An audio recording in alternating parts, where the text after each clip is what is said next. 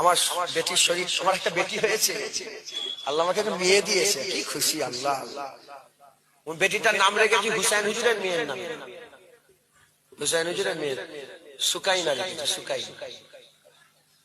মাথায় ঢুকছে? হুসাইন হুজুর বেটির নাম কি ছিল? সেই যিনি, যে মেয়েটা হুসাইন হুজুরের সেই যে ঘোড়াটা ছিল না, আলী আকবর হুজুর যায় শহীদ, আলী আকবর হুজুর যায় শহীদ, কাসেম যায় শহীদ, সবাই।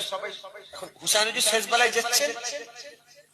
মুসলমানের ছেলেরা, হে নবীর উম্মত উম্মতিরা, আল্লাহর ওলিদের নকল করে ওলি নয়, জোনায়েদের গুনাহ যদি এক রাতে জেনে যান, শুধু পেলে গ্রাম থেকে বের করে দেবে। আমি নিজেও গুনাহগার, নিকৃষ্ট, জঘন্য, কিন্তু ওলিয়া উলিয়াদের ঘরের ছেলে।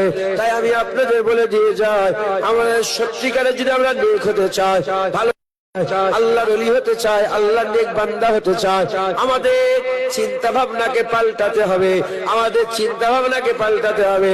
কেউ চিন্তা করে দুনিয়ায় বাড়ি করব কি করে, গাড়ি কিনবো কি করে, আবার এই দুনিয়াতে কেউ চিন্তা করে কোন রাস্তায় চললে বাবুদের দিদার পাওয়া যাবে, আল্লাহ দিদার পাওয়া যাবে।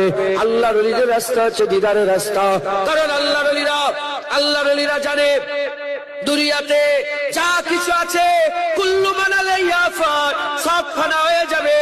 আর উলিয়ারা বলে গেছে, দুনিয়া এমন একটা শরাব, দুনিয়া এমন একটা মদ, যে পান করবে সেই ধ্বংস হয়ে